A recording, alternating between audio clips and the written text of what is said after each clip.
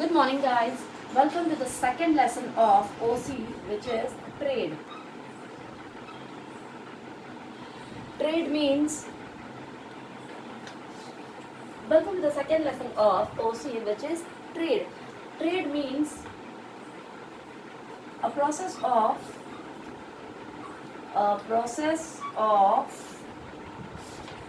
exchanging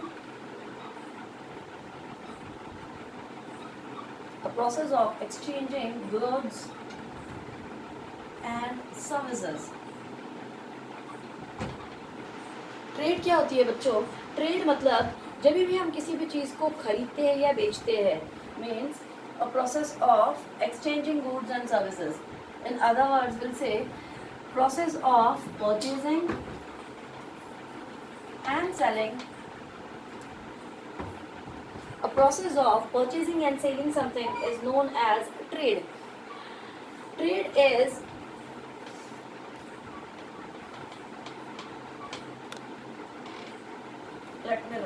a process of exchanging goods and services is known as trade. Trade is divided into two broad or main categories. Trade is divided into two broad categories. First one is internal trade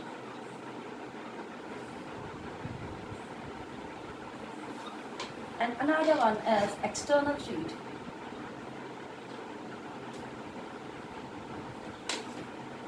trade जो होती है, trade का मतलब क्या है बच्चों कि चीज़ों का लेन देन, खरीदो फरोख्त. जब भी हम कोई चीज़ खरीदते हैं या बेचते हैं, उस पर्टिकुलर चीज़ को, उस ट्रांजैक्शन को क्या बोला जाता है बच्चों? Trade.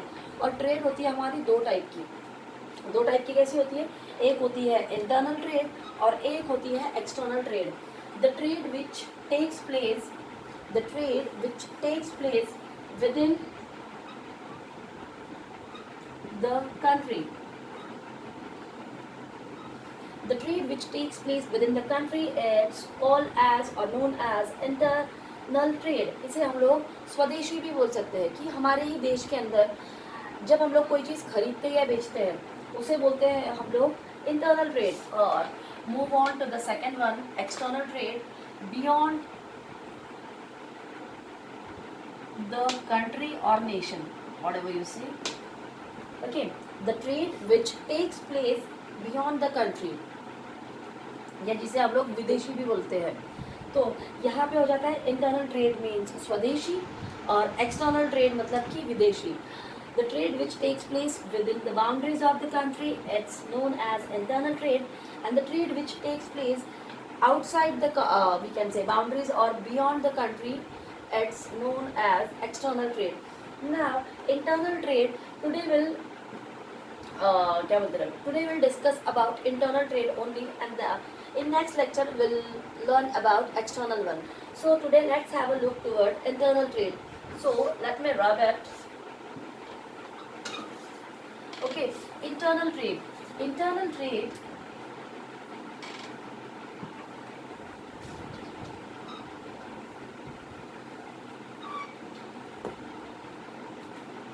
today we'll speak about only internal trade. Internal trade means what? When the trade takes place within the country. Country के अंदर ही जब किसी चीज़ को खरीदा या बेचा जाता है उसे कहा जाता है बच्चों internal trade. Now internal trade is again divided into two broad categories. First one is wholesale trade.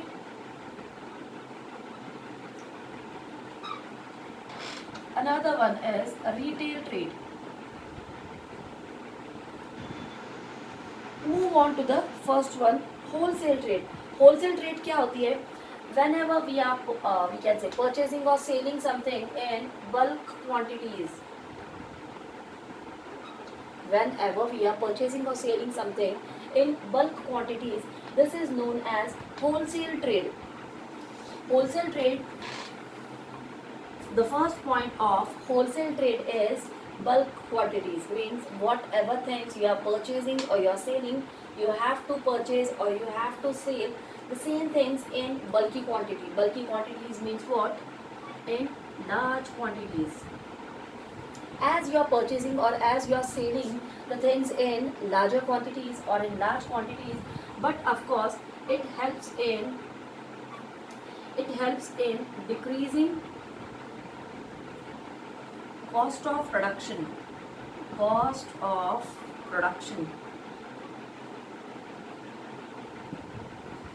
As the person is purchasing the things in bulky quantities, so simultaneously the person is decreasing the cost of production. Wholesale trade क्या होती है बच्चों, कि जब हम किसी एक चीज़ को बहुत ज़्यादा क्वांटिटी में परचेज कर लेते हैं, बहुत ज़्यादा क्वांटिटी में, उस चीज़ को हम लोग बोल देते हैं होलसेल ट्रेड। होलसेल ट्रेड मतलब कि क्या, बल्कि क्वांटिटीज़ या लार्ज क्वांटिटीज़ के अंदर, जिसकी वजह से क्या होती है कि जो प्रोडक्शन कॉस्ट होती है पर्टिकुलर, या जिसे हम लोग मैन्युफैक्चरिंग कॉस्ट भी बोल सकते हैं, manufacturing cost. Let's take the example of manufacturing cost. For example, a bottle of Coca-Cola,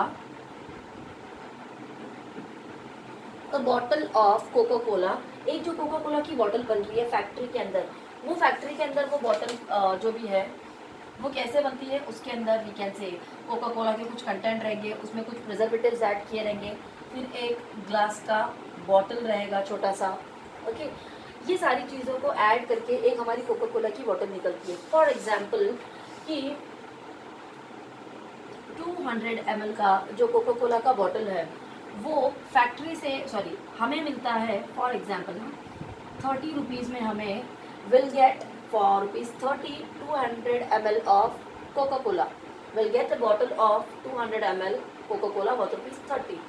but have you aware about it guys कि ये जो हमारी 200 ml की बॉटल है, ये जब फैक्ट्री से निकलती है तब ये 30 रुपये में नहीं निकलती है।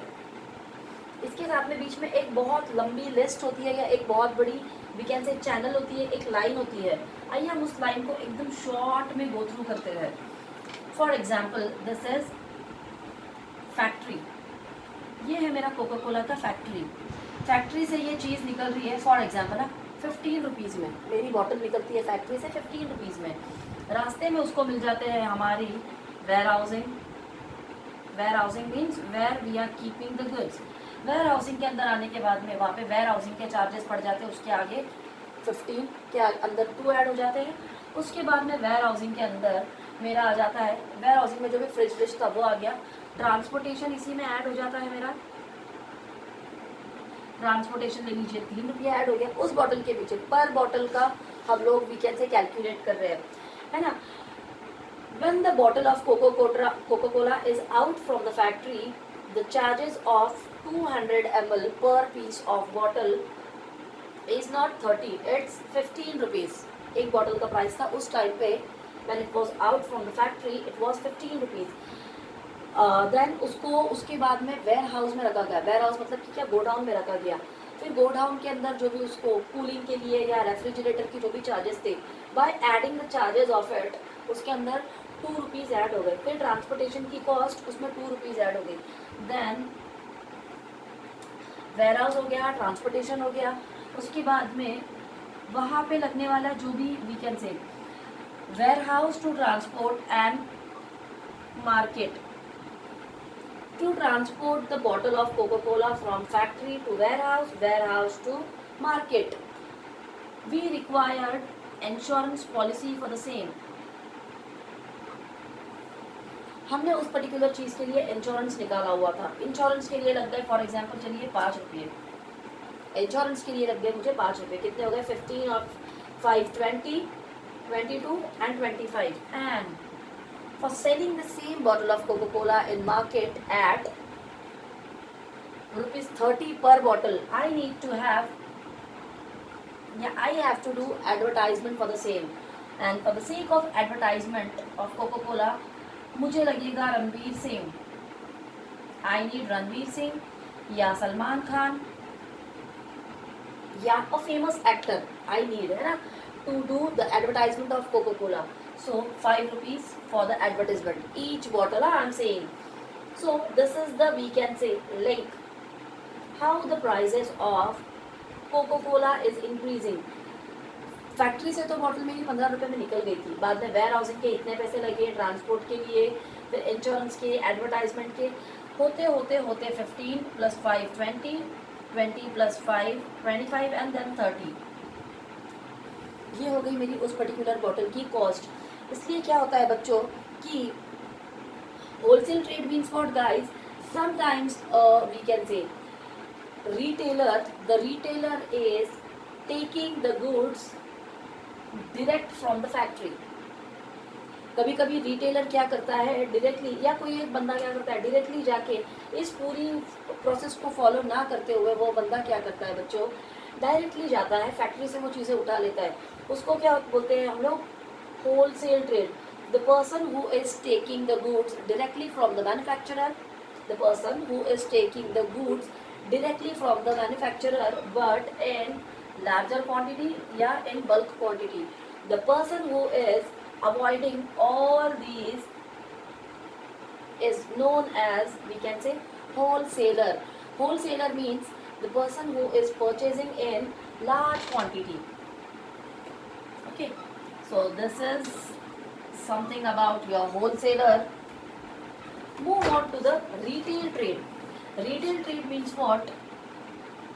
Retail trade means what? In small quantity। Retail trade means in small quantity। Whenever the person is purchasing something in small quantities या in lesser quantity as compared to wholesale trade। As I told you that, see here, manufacturer से चीज़ें कौन खरीदता है, wholesaler.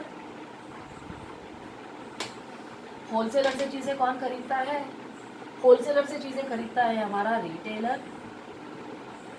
Retailer से चीज़ें खरीदते हैं हम लोग direct consumer, we are called as direct consumers और direct customers. Okay, so it's a chain कि मैन्युफैक्चरर से बल्क क्वांटिटीज में, for example manufacturer is producing 1 lakh bottles of Coca-Cola। Manufacturer is producing 1 lakh bottle of Coca-Cola। उन 1 lakh bottle में से the wholesaler is taking at a time the wholesaler is taking 50,000 bottle of Coca-Cola। Manufacture के पास में जैसे कि 2 wholesaler रहेंगे, for example एक wholesaler ने 50,000 ले लिया, दूसरे होलसेलर ने भी 50,000 ले लिया, इसके पास स्टॉक अब हो गया है 0 स्टॉक।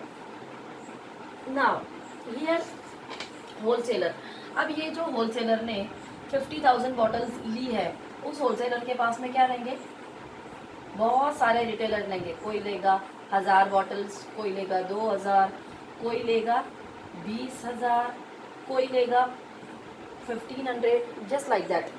इसके जो होलसेलर ने, वी कैन से 50,000 बॉटल्स इस मैन्युफैक्चरर से ली हुई है, उससे थोड़ी थोड़ी क्वांटिटीज़ में जो खरीदने वाले रहेंगे उन लोगों को हम लोग बोलेंगे रिटेलर्स।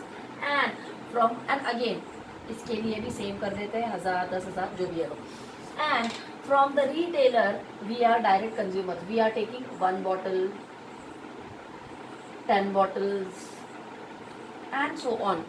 सो मुझे यहाँ पे आपको एक्सप्लेन ये करना है बच्चों कि मैन्युफैक्चरर के लिए क्या है, the businessman wants to sell his goods in market, है ना, रैपिडली। वो बंदा क्या चाहता है कि मुझे वेयर हाउसिंग में, फिर ट्रांसपोर्टेशन में, इंश्योरेंस में ज़्यादा पैसे नहीं गलाने पड़े, या वहाँ पे मेरा ज़्यादा टाइम स्पेंड नहीं हो। इसलिए वो बंदा क्या करता है कि डायरेक्ट होलसेलर्स को ये चीज़ें बेच देता है, मतलब कि रैपिडली बेच देता है, फटाफट बेच देता है। होलसेलर उससे फटाफट ये चीज़ें ले लेते हैं, होलसेलर से रिटेलर क्वांटिटीज़ में चीज़ें ले लेते हैं, मतलब एक साथ में वन स्ट्रोक तो नहीं, बस थोड़ा थोड़ा करके वो ले लेते हैं। और फिर retailer is the we can say is the person जो बॉटल को 1 बॉटल चाहिए तो वो भी देगा, 2 चाहिए तो 2 भी देगा, 3 चाहिए तो 3 भी देगा।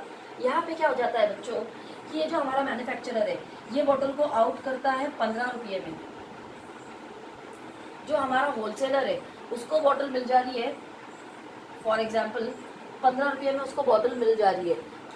यहाँ से जो आगे पास ऑन करने का खर्च रहेगा ये होलसेलर का और रिटेलर का मिलके हो जाता है, इसलिए कस्टमर के पास में वो बॉटल पड़ रही है 30 रुपीज़ में, क्योंकि होलसेलर के पास से जब वो चीज़ें रिटेलर के पास जा रही है तो बीच में क्या क्या चीज़ें लग रही है उसको, warehousing, insurance, transportation, advertisement, blah blah ब्ला।